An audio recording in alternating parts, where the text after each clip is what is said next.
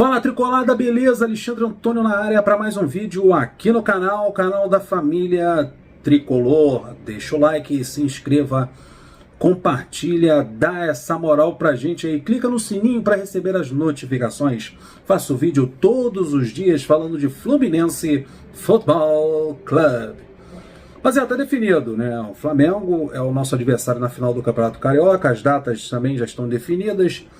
Dia 2 de abril é o jogo da ida, né? O primeiro jogo da final, e o jogo da volta no dia 9 de abril. São 2 domingos, dia 2 e dia 9 do mês de abril. Eu faço aniversário dia 7, aceito presente. No dia 5, no meio das finais, no meio de semana, tem a Libertadores. Pode ser uma estreia do Fluminense ou do Flamengo também na Taça Libertadores.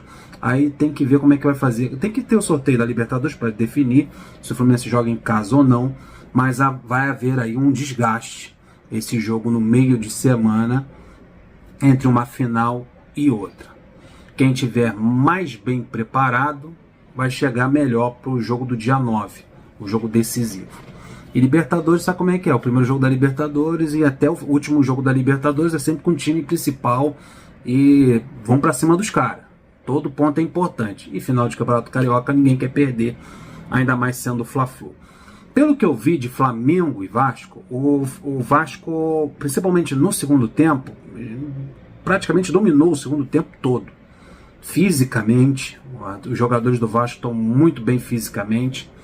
O Vasco poderia ter saído classificado para a final se não fosse o seu zagueiro recém-contratado, Cabasso, né? Acho que é o nome do cidadão, vou chamar ele de Cabasso. Ele falhou em 2 gols, sem falar que ele falhou também no jogo da ida. Então praticamente esse zagueiro vascaíno deu a classificação para o Flamengo para a final. E no momento que o Vasco estava melhor, fisicamente, atuando melhor, o Vitor Pereira começou a fazer trocas em que ele foi chamado de burro pelo seu torcedor, como por exemplo Gabriel Barbosa saiu, Arrascaeta saiu sentindo dores no pubis, que é uma coisa que já é crônica nele. A gente percebe no Arrascaeta que no segundo tempo ele é sempre trocado ou substituído e está sempre mancando, puxando a perna. Então é um jogador que é importantíssimo para o sistema tático do Flamengo e que não está em boas condições. E o Fluminense, naquele outro clássico em que nós vencemos, o Flamengo ele começou bem no primeiro tempo, principalmente com os garotos, né? Botou uma correria e uma pressão em cima do Fluminense, no campo do Fluminense, impedindo que o Fluminense saísse com a bola com liberdade. E nisso eles conseguiram fazer um primeiro tempo muito bom. Já no segundo tempo a parte física despencou. Mas despencou muito do Flamengo. O Fluminense cresceu. O Fluminense é melhor fisicamente. O Fluminense encontrou o seu melhor jogo, colocando mais uma peça no meio de campo, colocando 4 jogadores no meio de campo, deixando apenas o Cano e o Arias no ataque. Então o Fluminense povoou aquele meio de campo, preencheu aquele meio de campo, preencheu o espaço e começou a dominar a partir dali. Daí o Fluminense foi e mandou no segundo tempo. Essas 2 finais vai mais ou menos por aí. Eu não sou muito adepto de manter sempre o mesmo esquema todos os jogos. Eu acho que existem adversários e adversários. Eu acho que nesses jogos finais contra o Flamengo seria interessante, repito. O Fluminense jogou muito bem contra o Volta Redonda. O Fluminense teve uma postura muito atrevida. Nós vimos na Flu TV o vídeo dos bastidores e o Fernando Diniz, no intervalo do jogo, placar 5-0, dando uma orientação aos seus jogadores para manterem a intensidade, manter a postura ofensiva no campo do Volta Redonda e aumentar o placar, e foi isso que aconteceu. O jogo terminou 7-0.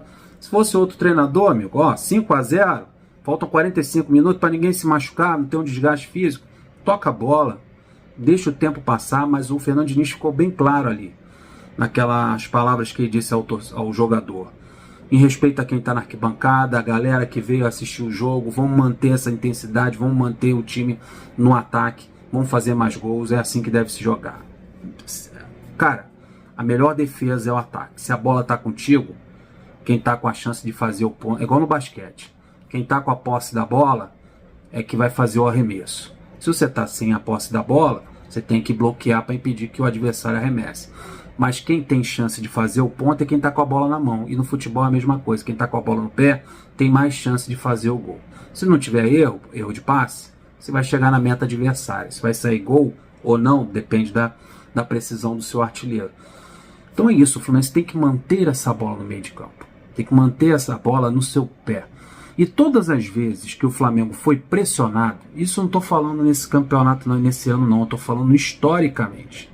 Desde que o Flamengo passou a existir, depois eles pararam de remar e teve a dissidência, todas as vezes que o Fluminense jogou pressionando o Flamengo, atacando o Flamengo, empurrando o Flamengo para trás de suas linhas, para dentro de seu campo, o Fluminense saiu vitorioso.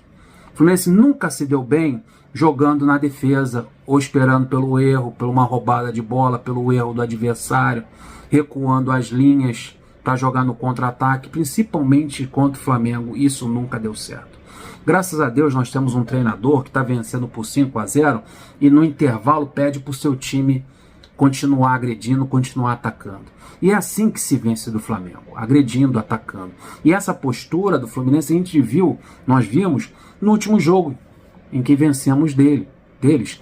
Quando a postura no segundo tempo foi de, opa, você está brincando muito com a bola aí no primeiro tempo. O primeiro tempo foi teu, agora o segundo tempo é meu. Aí o Fluminense passou a mandar no jogo no segundo tempo.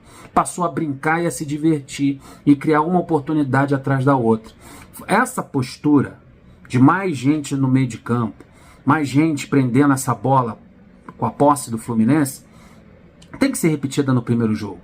Essa postura agressiva de muita gente chegando, os laterais cortando por dentro, os alas, os pontas agredindo a linha de fundo, como foi no caso do Keno. O Keno fez 2 jogadas individuais em cima do lateral direito do Volta Redonda, do Ayrton Silva, e passou pelo cara e deu assistência. O camarada fez o gol. O primeiro foi lá do Samuel Xavier e depois com o Cano no final do jogo. É assim que o ponta tem que ser. Um ponta agressivo, e principalmente nesses jogos contra o Flamengo, em que os laterais do Flamengo não são lá essas coisas.